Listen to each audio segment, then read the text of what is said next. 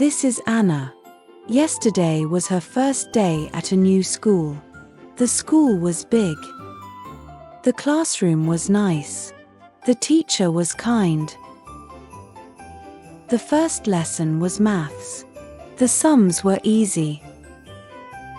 After that, there was a break. Anna was with her classmates.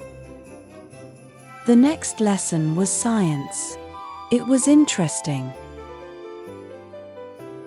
Anna was at home at 3 p.m. Her homework was easy. The tasks were short. In the evening, Anna was with her family. Her parents were happy. At 10 p.m., Anna was in bed. She was tired but happy.